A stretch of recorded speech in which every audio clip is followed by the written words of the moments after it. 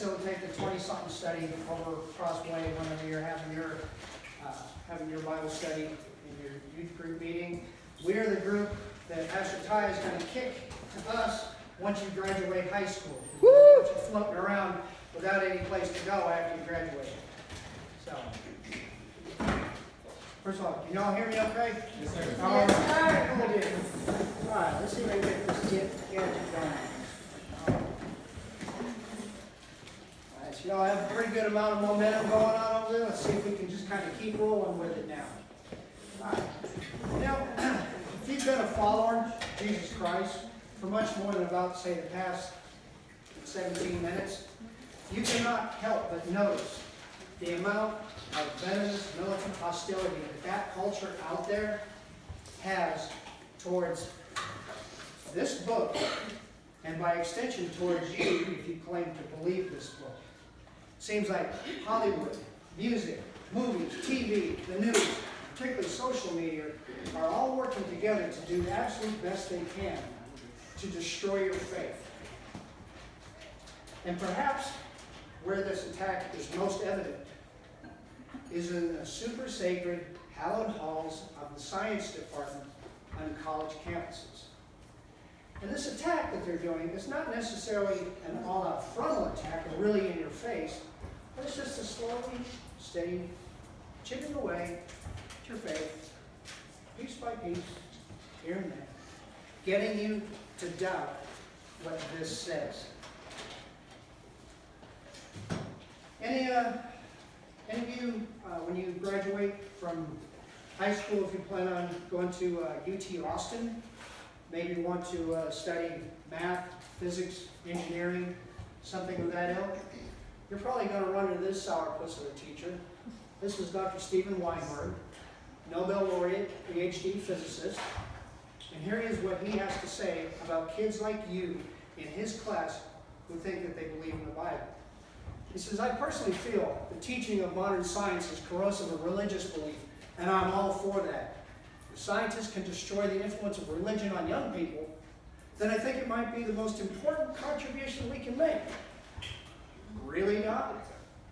When I was in college, it was the best 7.5 years of my life, but I remember that the professors, their greatest contribution they could make was to impart knowledge and wisdom and truth to help make their students better citizens, not according to this fellow. He's not alone in this thought. This is Stephen Hawking, second in the world only, probably to Albert Einstein himself. He's a British theoretical physicist. You may look familiar. He's the scientist that was in the wheelchair. He was eaten up with a condition called ALS, and it was so bad and so crippling that he couldn't even speak on his own. He had to have a speech synthesizer so he could talk. But he says, you know, if you're believing in this Bible, it just says, regarding the afterlife to be a fairy story for people that are afraid of the dark. See, he thinks y'all are just sticking your head in the sand and avoiding what reality is actually all about, because he's afraid if you pull it out, you might actually find out what's really going on. And not to be outdone, this is Dr. Lawrence Krauss, PhD astrophysicist from Arizona State University. He's very open-minded. Says you couldn't be here today if the stars hadn't exploded because the elements, carbon, nitrogen, oxygen, and iron, all the things that matter for evolution weren't created at the beginning of the time. They were created in the nuclear furnaces of stars. And the only way they could get into your body is if the stars were kind enough to explode. So forget Jesus. The stars died, so you could be here today. Really, Doc? I wonder why they put Jesus' name. Why not Allah, or Buddha, or Confucius, or Zeus, or Thor, or Loki, or Odin, or Ra, or any of them? Why Jesus? We'll find out that answer at the end. Now, the best summary of the spirit of the scientific community towards the Bible can be summed up in this slide. This is Dr. Richard Dawkins. He's a PhD biologist from Oxford University. And in his statements about the Bible in terms of faith, he says faith is the great cop-out, the great excuse to evade the need to think and evaluate evidence. Faith is belief in spite of, even perhaps because of the lack of evidence. Now, right away, when you hear him talk, he just sounds so much smarter because he has that British accent. This guy could be singing happy birthday to you, and it just sounds so smart. But what he's really saying, in a whole lot of words, is what we would say around here at Triple Cross. Faith is believing what you know ain't so. And if you stop and think and kind of be fair a little bit, we're talking about God. You can't touch, see, or feel God, so he onto something maybe? Well, we can find out. The message that these professors are sending essentially is, look, you can have your religion over here, or you can come join us over here in science. You can believe your myths, fables, fairy tales, stories, what have you, in your own little spiritual fantasy land, or you can come join us over here, because we have science. We have the evidence. We have the truth. We have the facts. We have the facts, and all you have is faith. And you say that word faith like they really wanted to use a different F word to describe what they thought of their beliefs. So remember this slide. We're going to take a look at it toward the end. So imagine when a kid goes off to school after being in church, K through 12, they now have this target on their back. They're paying tens of thousands of dollars to these professors with these big PhDs and H2SO4s after their name to hear this message day after day. And it's no wonder that sooner or later, mom and dad get the call saying, Dad, I don't believe in God anymore. Folks, this is becoming very, very common on college campuses today. How many of you here plan on going to college after you graduate? I see a show of hands.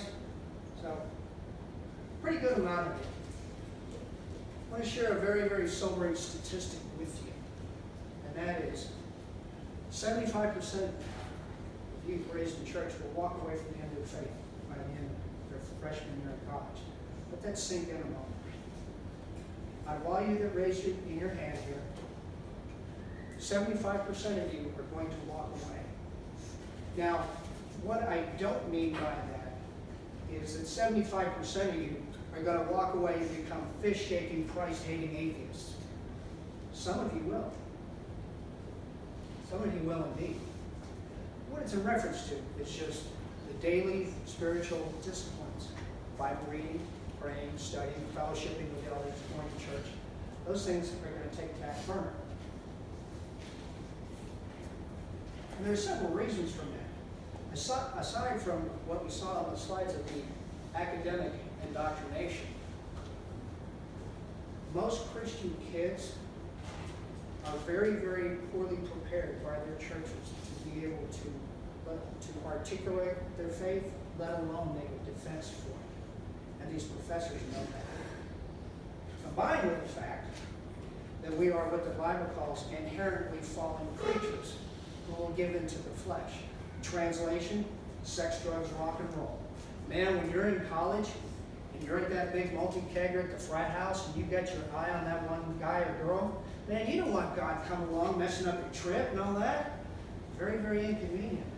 So imagine sitting in the science classroom, listening to these professors, day after day, week after week, month after month, telling you about an alternative worldview to what God's Word says.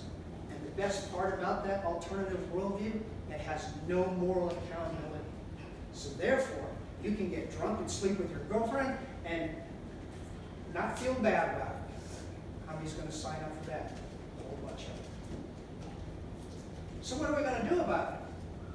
Well, the cool thing is, the Bible tells us exactly what we can do about it. 1 Peter 3, verse 15, says, sanctify Christ as Lord in your hearts, and always be ready to give a defense for the hope that lies within you, but do it with general respect.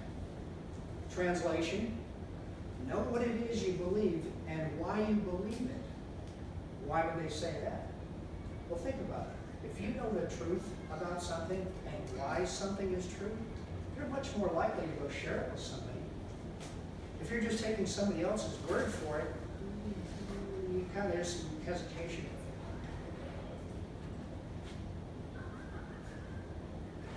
And then we want to share it because the Apostle Paul in 2 Corinthians 10 commands us to. It says, we destroy people's arguments and every lofty imagination that sets itself up against the knowledge of God.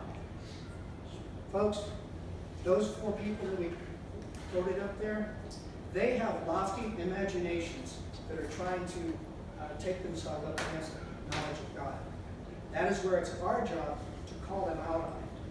Now, we don't want to be, a jerk about it. We want to do it with kindness and respect and everything. But when you're in a conversation with social media particularly, and someone says God doesn't exist, you say, how do you know that? And start a conversation.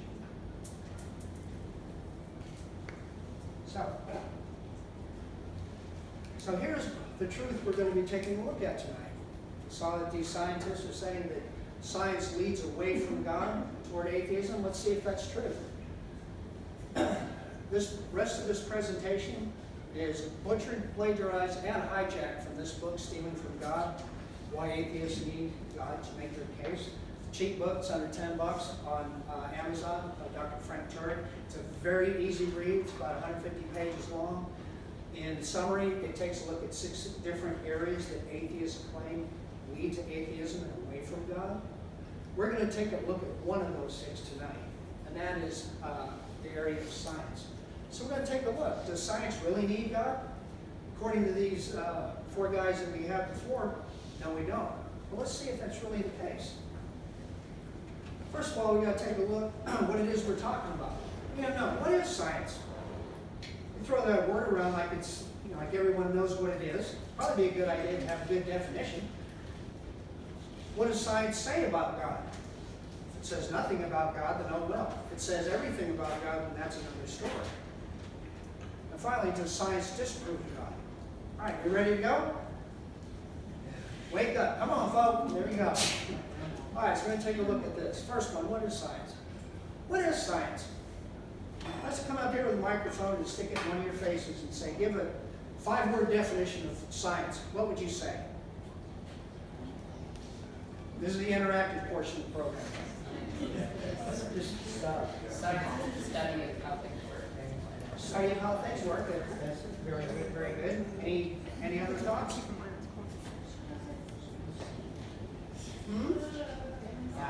No pressure. That's right. A good working definition for it, very simply, is just a method of inquiry to discover cause and effect relationships. Pretty simple. A method of inquiry to discover cause and effect relationships. Or more, even easier than that, it's a search for causes. That's really all it is. And we'll find that there are 2 kinds of causes. One, we have an intelligent cause, something that's caused by a person. And otherwise, we also have a non-intelligent or a natural process that is responsible for something. Let me give you an example. This is Grand Canyon. Anybody here ever been to Grand Canyon before? Absolutely beautiful, isn't it? I've never gotten to go there. The closest I got was Polidori Canyon, which is like 1/3 the size of it. And that was just as the biggest hole in the ground I've ever seen. It's absolutely gorgeous. But it doesn't take too much of a stretch of the imagination to see that years of wind, water, rain, erosion, thermal expansion, exfoliation, that kind of thing, are responsible for causing that geologic formation. However, that geologic formation is much different than this geologic formation, Mount Rushmore, in the Black Hills of South Dakota. I'm sorry, I don't have enough faith to believe that years and years of wind, water, rain, and erosion caused those faces to appear like that on the side of Mount Rushmore. In fact, it wasn't. We look back in the history books and we see in 1929 there's a fellow named Borglum, and he had, I think, 5 or 10 workers with him. It took him 4 years to carve that into the side.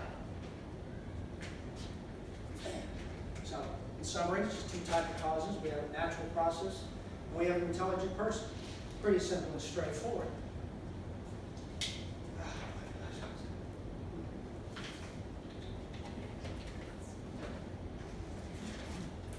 Just as there's 2 kinds of causes, One of them we talk about all the time. One of them doesn't really get mentioned too much. We have empirical science, and then we have forensic science, or also called historical science. Empirical science studies the present, whereas forensic studies things that happened in the past. Empirical studies processes, how things work. When you take, like for example, from the experiment, you take an acid and a base and you mix them together and you get salt and water. If I take this remote, let it go, it falls every time. Gravity never says, if Craig drops that thing one more time, I'm going to make it fly and hit the ceiling. It never happens that way. It's something we can observe. However, a forensic is usually a study of persons, much like a crime scene. The detectives on the crime scene, and they want to find out not so much of a process, they want to find out who done it. Empirical science talks about technology today. It is amazing what technology today can do. It's just absolutely amazing. The amount of treatments in healthcare that have come along, things today that are done on an overnight stay at the hospital or an outpatient procedure used to be a death sentence 30 years ago. Likewise, the laptops, your cell phones that you have, you realize those phones you have in your hand have more computing power than the Lunar 1 space module that went to the moon. It's just absolutely fascinating what it can do. Whereas forensic science, we're studying origins yesterday. In the case of the murder scene, that detective sees clues that are laying around, sees evidences laying around, trying to piece it all back together to come up with the best, most reasonable explanation of what happened. It's trying to piece together a one-time, once and for all, non-repeatable event. And when atheists, Christians, Buddhists, Muslims get together and talk about what is the best way to put the space shuttle up in orbit, or how do you put a laptop together, or what's the best treatment for someone? Do you think they ever have any argument or contention about that? Very rarely, if ever. That's not where the discrepancy lies. However, this is where the controversy lies. Origins yesterday. How did this universe get here? How did life form? How did subsequent life form? Those are questions that forensic science looks at. And what those four scientists we looked at the beginning, what they have done is taken the prestige that empirical science has given them and impose it on forensic science. Meaning, just because we know how that laptop works, we know how the universe got here. Two totally different sets of considerations. So, what does science say about God? Well, time to take a trip back, almost 30 years. Grown-ups in here remember this. This dominated our TV sets for probably 15, 16 months somewhere, June of 1994. O.J. Simpson, do y'all know who he is? No?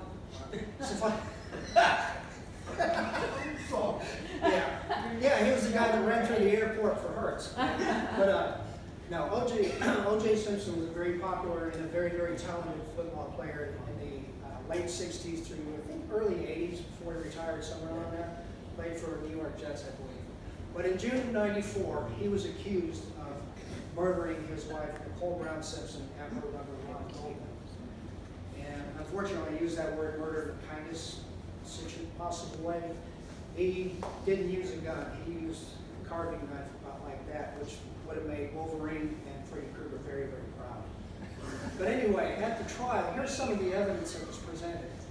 So that Simpson's blood was at the scene, and the forensic scientists came to the conclusion after analyzing the DNA sequence, there was only 1 in 170 million that it wasn't his. Goldman, Brown, his wife, and Simpson's blood was in Simpson's Bronco.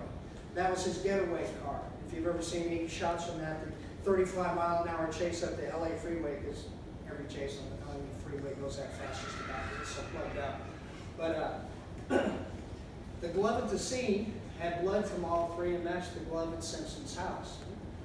Simpson had worn a glove, alleged to have worn a glove when committing said alleged murder.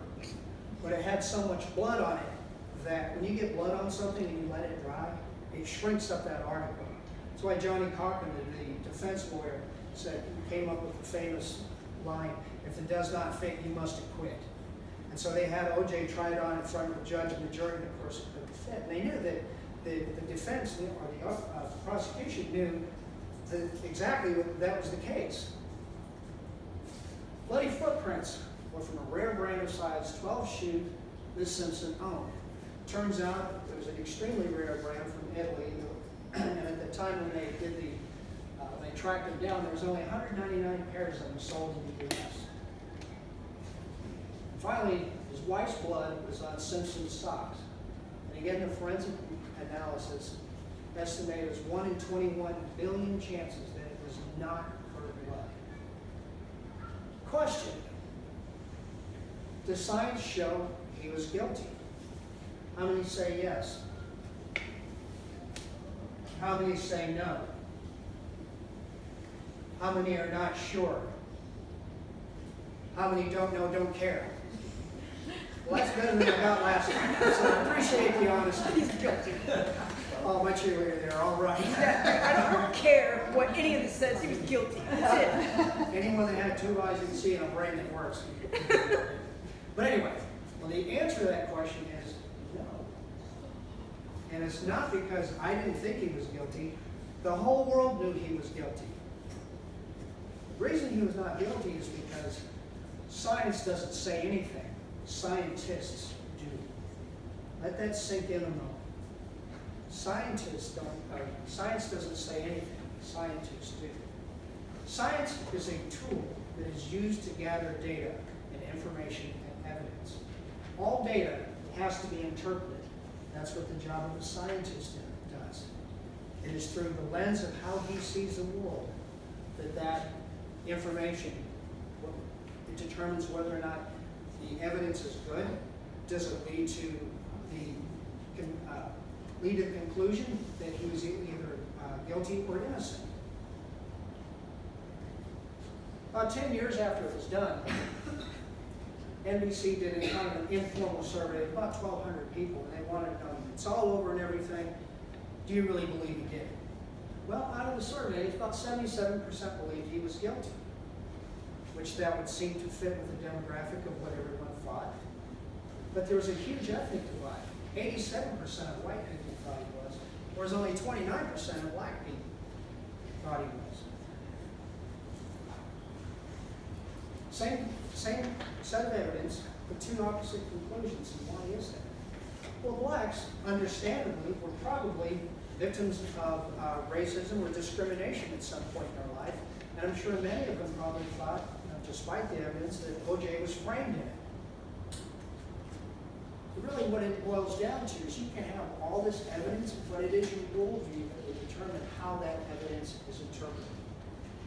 Let me give you a little easier example. We'll go back to the Grand Canyon. Sarah, come up here. Why? I need to make a volunteer out of you. This is volunteer me, not volunteer. But, all right, you're voluntold. Okay. Okay. Anyway, Sarah and I, we're standing shoulder to shoulder, north rim of the Grand Canyon. We're looking down, looking at this big, huge, gaping hole in the ground. And I say, wow, look what the Colorado River did in hundreds of millions of years. And Bible thumping wingnut, Sarah here says, oh man, see what the runoff from Noah's flood did in about 4 days. Same set of eyes, same time, same place, same hole in the ground. 2 polar opposite conclusions. Worldview determines the conclusion you come to. And in the past couple years, we've seen that a lot. Dr. Fauci is giving us his worldview on COVID, on its treatments.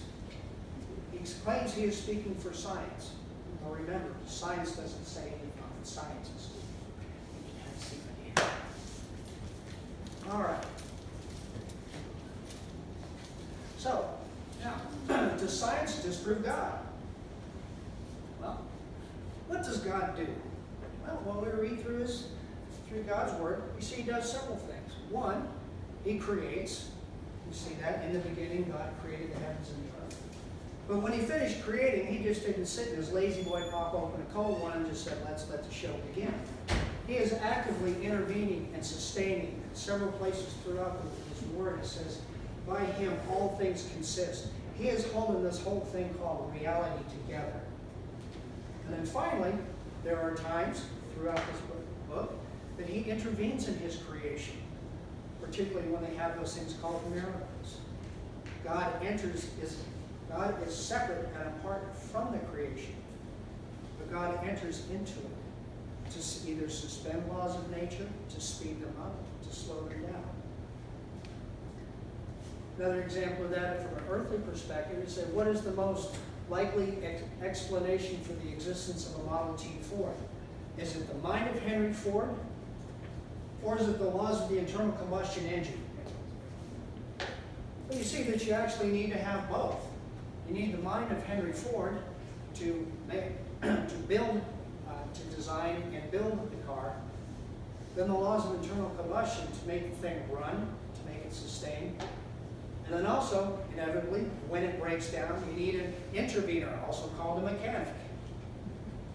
When that mechanic opens that hood and looks under there, sees all the engines and the parts, one thing he does not say is, wow, look what that tornado that went through the junkyard created.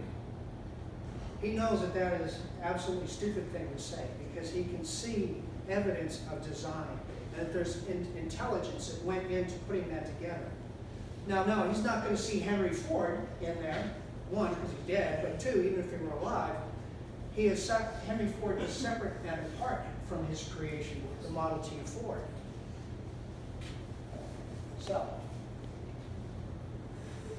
to say that a scientist can disprove the existence of God is like saying that a mechanic can disprove the existence of Henry Ford. So this now leads to some kind of interesting questions. These scientists, these really smarty pants, hoity-toity, highfalutin folk. This one guy, he comes to a pretty good conclusion. He's an atheist, doesn't believe in God, but at least he's being honest when he's just looking at the evidence. He says a common sense interpretation of facts suggests that a super intellect has monkeyed with physics as well as chemistry and biology, and that there's no blind forces worth speaking about in nature. That is a favorite go-to for scientists in any field, that everything here is a result of some blind random chance accident. This guy here don't know if he what kind of profession of faith he has ever made, if any. Looks at it there, he does not believe in God. He's saying, look, just look at the evidence. You cannot help but tell that there is intelligence and there is design to this setup. So I think, okay, well, why are we coming to these such weird conclusions? Straight up to what the Bible has to say. This is Richard Lewontin, biologist and geneticist. He says, we take the side of science in spite of the patent absurdity of some of its constructs, in spite of its failure to fulfill many of its extravagant promises of health and life, and in spite of the tolerance in the scientific community for unsubstantiated, just so stories. Why? Because we have a prior commitment to materialism. We cannot allow a divine foot in the door. It's very telling there, Rick. Thank you for your honesty. We have a prior commitment to materialism. What that means is, I don't care what the explanation is, unless you can provide the explanation in matters and atoms and molecules and everything, then your answer does not work. Now, why would they do that? Why can we not allow a divine foot in the door, Rick? I'll tell you why. Research scientists, their bread and butter comes from research grant money. If the government or whoever is sponsoring your study gives you some money to go out to find a cause about something, and after 10 years, you come back and you say, God did it, guess who is not getting research money next year? But there's also a deeper reason why they shun the obvious. This guy here, Aldous Huxley, is a grandson of Huxley, who is a co-worker of Charles Darwin, if you remember that name, in the book Origin of Species. He said, for myself, The philosophy of meaningless was essentially an instrument of liberation. The liberation we desired was from a certain set of morality. Oh. We objected to that morality because it interfered with our sexual freedom. Well, there you have it, folks. This guy, at least in his particular sense, is saying, I am following this absurd stuff because I don't want anyone telling me who I can and cannot sleep with. Not all scientists are like that, but it's usually for glory, power, money, fame, that kind of thing. But the cool thing is, even though he's honest about it, God wrote about that over 2,000 years ago in Romans chapter 1. It says the wrath of God is being revealed. Not fixing to be, not someday. It is being revealed now. That's a whole other sermon for another time. But it's against the godlessness and wickedness of men who suppress the truth. Do you realize that to suppress the truth, by definition, you must possess the truth in order to suppress it? You do it in their unrighteousness, because what may be known about God is made plain to them, because God has made it plain to them. For since the creation of the world, God's invisible qualities, his eternal power and divine nature, have been dimly seen. No, it's been clearly seen, being understood from what has been made, so that men are without excuse. And folks, this passage right here answers, to a large degree, what about those who've never heard about God? What about that spirit chunker on Oingo Boingo Island who's never heard of God? According to this, there is not one man, woman, or child anywhere who has their senses intact who does not know who the God of the Bible is. Now, they may not know who Jesus is, and that's why it's incumbent upon us to go tell them about him, wherever we find him. Down here on Granbury Town Square, we don't have to go over to deepest, darkest Africa. There are plenty of folks here in town that need to know the truth. So, as we start to wrap things up, what is science? It's a method of inquiry to discover cause and effect relationships. What does science say about God? Absolutely nothing. Science doesn't say anything. Scientists do. And does science disprove God? Absolutely not.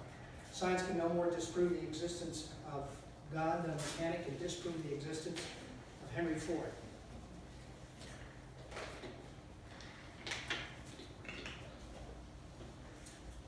Let me go back to one of these slides we looked at the beginning. Told Pastor Ty that you were going to have a pretty good presentation, but I was not going to let you out of here with at least a little bit of a Wednesday night Sunday school lesson. And I think this is one that's going to be actually quite practical, and it's something I hope you can take to heart because it will help straighten a lot of things out. Remember we went, Dr. Dawkins said faith is a great cop-out, a great excuse to evade the evidence, belief because of the lack of evidence. And we ask you, is that really true? Is that what the Bible says that faith is? Is that what biblical faith looks like? So what's cool is the Bible gives a very straightforward definition. Hebrews 11. Faith is the substance of things hoped for, the evidence of things not seen. Well, I'm not really that sounds a whole lot different than what he says. Dawkins says that faith has no evidence. Biblical faith says it has substance and evidence. What does that mean? Well, I'll give you an example. This type of thing we see thousands of times a day. A few years ago, a family and I, we got to take a trip to Hawaii. And as you know, Hawaii is a chain of islands. So to get there, you've got to get on a plane. So we went to the airport, and there's a plane waiting. Now, did we know with 100% certainty that we were going to get to our destination safe, on time, and in one piece? No, we didn't. So what do we have to do? Well, let's see, there's the plane sitting there. We know that for that plane to be sitting there, it had to have been inspected with a fine-tooth comb by a whole bunch of mechanics to FAA specifications. If one even little is out of whack, the plane is grounded. There's not one, but there's two pilots. And between the two of them have thousands and thousands of hours of flight experience between them. So if one keels over and has a heart attack, the other one can take over. The guidance system is guided by satellites. So when they get the plane in there, they put that on autopilot, it goes right to where you set it for. How do we know they're not Russian spies that are going to fly us to outer Solovia or something like that? Well, you don't. But the guidance system on there will guide the plane, whether the pilots want to go there or not. The tower sees every last inch of where that plane is going. But when we look at all that evidence, we've got the plane, it's well maintained, we've got competent pilots, they have all the certifications. Not to mention that this plane also just came back from a trip from Hawaii yesterday. All that evidence does no good to get us to our destination without taking, this word here is faith. This word is actually translated from the Latin fide, meaning trust. Taking our trust that the evidence is good and placing it in the evidence by getting on the plane. You see the difference?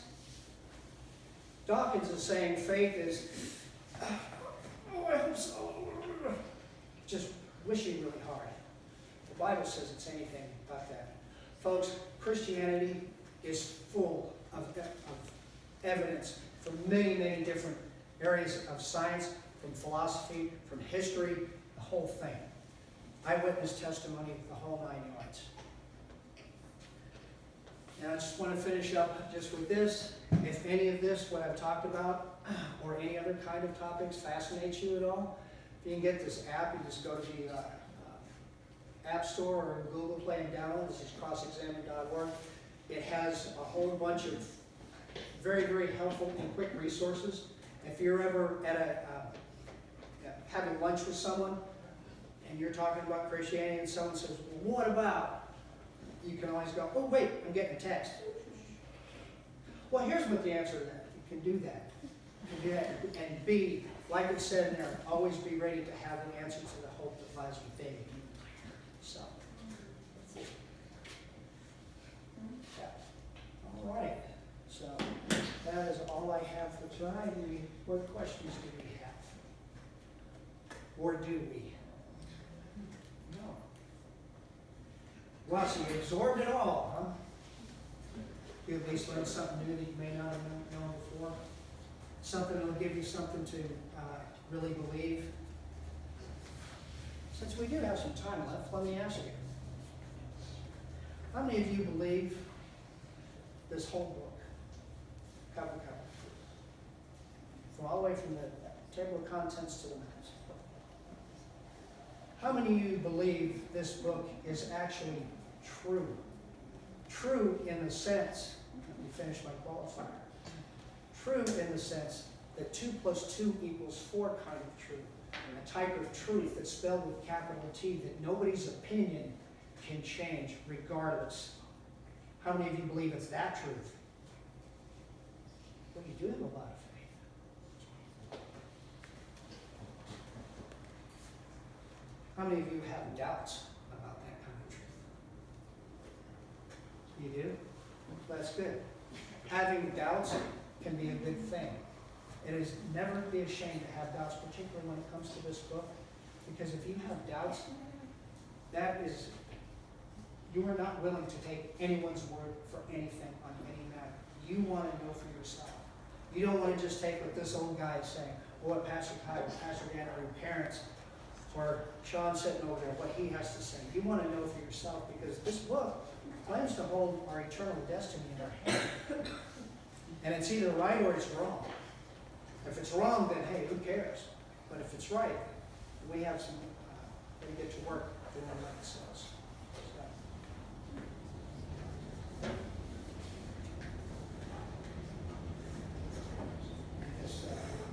Sean, is there any, how are we doing?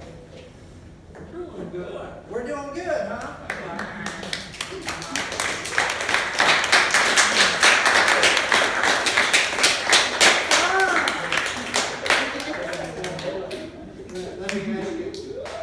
Let me ask you this.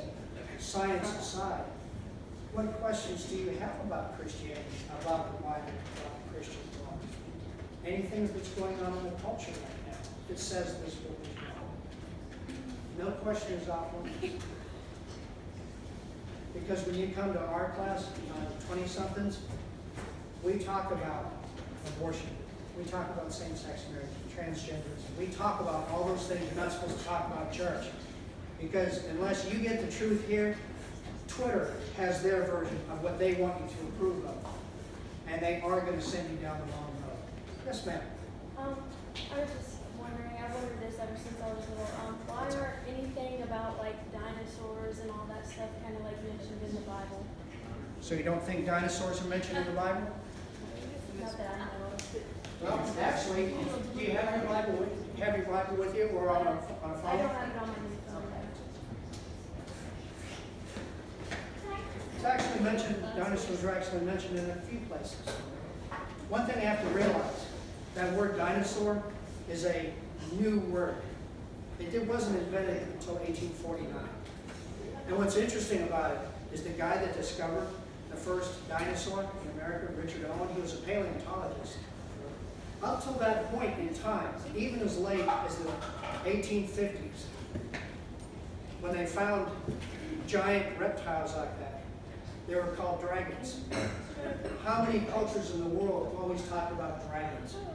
When the Bible talks about an eagle, there's an eagle. When it talks about a lion, there's a lion. When it talks about a lamb, there's a lamb. When it talks about a dragon, there's nothing.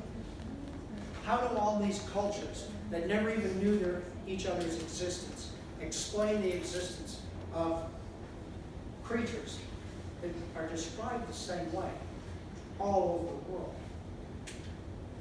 And really, a good place to find the first mention of them is actually in dinosaurs are actually found in the Ten Commandments. What? Ten Commandments?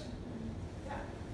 When you look at the full text, this is way too small for you to see, but Exodus 20, verses 3 through 17, I believe, is the entire text. Exodus 20, verse 11, it says, "For in 6 days the Lord made the heaven, the earth, the sea, and everything but the dinosaurs that is in them."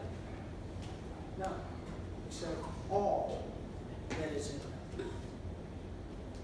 That all, that's when he threw the sun out there, when he made the grass, put the worms in the ground, made the whales. It's also when he made the dinosaurs as well.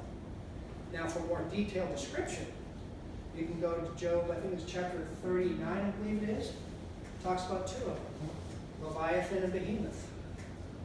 And the descriptions that they give, the commentaries in your footnotes, I'm sorry, they're wrong. They're just flat wrong. The descriptions, when you just read what is written there, it'll say that the behemoth, well, it's probably just a hippopotamus. Well, the Bible describes behemoth having the tail like a mighty cedar. Seen what a cedar looks like? It's huge, it's thick, it's strong. You ever seen a hippo tail or an elephant tail? Like a hunk of rope hanging there. It's not the same thing. But folks, dinosaurs are mentioned in here. Yes, Noah took dinosaurs on the ark with him. Not necessarily the biggest one, took little babies. So, I hope that helps a little bit. Yeah, thank you. Yes. Yes. What about cavemen? What about what? Cavemen. Cavemen. What do you mean by caveman? Are they mentioned in the Bible? Well, I mean, what do you mean, like half man, half monkey? No, like. Well, because Lot lived in a cave. A lot of people today still live in a cave. Like the crazy people you hear about in the. Like Fred Flintstone. Yeah, like that. You mean like Neanderthals and purple eggs and all that? Yeah. All right. Well, a lot of those. Now, if sometime when you get a chance, read through Genesis chapters 1 through 11. Those get almost completely ignored in every church. They start at Genesis 12 with the call of Abraham on. They don't deal about this stuff before the flood. Long story short, before the flood, the world was a very, very different place than it is now. Very different. Everything was bigger, stronger, healthier, more powerful. And it even tells in here in Genesis chapter 5, it gives a genealogy from Adam to Noah. people live in 6, 7, 8, 900 years. And there's ample evidence for that. But after the flood ended, humans were still living, 400, 300, 200. In fact, Abraham died at 175. And just to see the overlaps of people that could have met at a family reunion is just really amazing. But as far as what they're showing, like different skull shapes and all that, many of those are just out and out, flat out forgeries. Because there's a lot of money to be made in finding unique fossils. They are searching so hard to find some kind of lost link between man and monkey. That particularly with the Aborigines in Australia, there's a whole sordid history behind that back in the 1800s. It's just very sad. But they're the ones, if you've ever seen one picture of them, they do almost have what looks like a gorilla type, thick nose, thick lip, jaw, super thick jaws. They have those super thick jaws because they're a tool-making society. When they're making stuff, they use their teeth a lot, and their muscles, just like bicep muscles. If you use them all the time, they get thicker and bigger and stronger. That's why it looks that way. But there was no half man, half monkey, so to speak. When God made Adam and Eve, He started at the final form. And the only thing that has really changed on us is since that we live in a post-flood, post-sin world. Our ages don't live nearly as long. And anyone in here over 40 can tell, we've got aches and pains, we've got the gray hair, we've got stomach and heart problems, we got the whole. Adam and Eve and those people, they never had to worry about any of that, ever. And what's cool is if you read the end of the book, that's the way it's going to end up. Going back to the way it originally was. Hope that helps a little.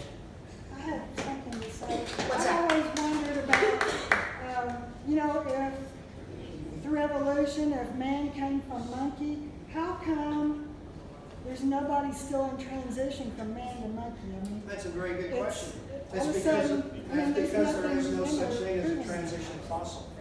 They'll say, according to the fossil record, well, there really is no fossil record per se, there's just fossils. And they appear, without taking too much time, the reason why they appear where they do is because when Noah's flood happened, it rearranged the entire real estate. It was no tranquil rainstorm. It was a worldwide calamity. You read about it in Genesis chapter 6 and 7 when it was. It's something that we could never imagine. But it was designed only just to kill every living thing on earth, except for the 8 in Noah's Ark. When the water started settling and things started calming down, things sort out the way we see today. They sort out by density. You have something like an elephant or something with some big, thick bones in it, like the dinosaurs, T-Rex. That stuff is going to settle out first. Things like birds that have hollow bones, that are lightweight, that have feathers, are always going to be found on the top layer. And that's really, when you look at those layers, it's the obvious conclusion to come to. A dinosaur did not turn into a bird. Dinosaurs and birds are two completely separate things.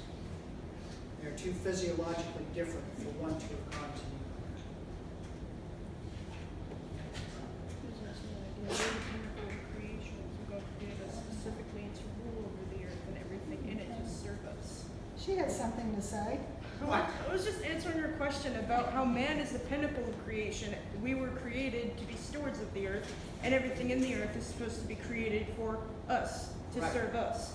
So there isn't anything else on the earth that can possibly develop the level of intelligence that we have. If you look at an animal like an elephant, yeah, they're pretty intelligent, they can do pretty cool things, but they will never be able to develop the intelligence that humans have because it's not in their design. We were designed specifically as the pinnacle of creation to rule over the earth. And that's why, we couldn't have come from anything, and nothing will ever become anything like us, ever. They can't even survive without us. It's ridiculous. No, very good explanation, sir. Yep.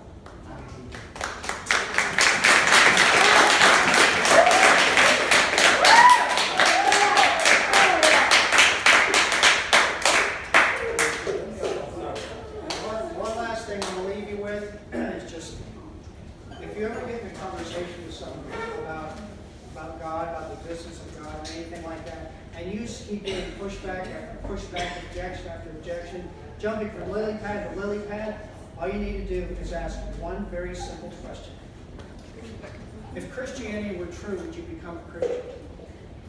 That is a fish or cut bait question. It will let you know whether to continue on talking to a person or just quit while you're behind. I've had numerous conversations with people who have seemed to have expressed interest in Christianity, but then after objection after objection, I finally asked them that, and they said, no. Then why are we even talking about this? It's like, the problem is not up here, the problem is down here. They don't want there to be a God. They want to be God. We all want to be our own God. We all want to do our own thing. And that's where the people are at that particular walk in life. We just got to pray for them and just be in their lives and speak truth into them. So, now I am done. So, Thank you. you're welcome.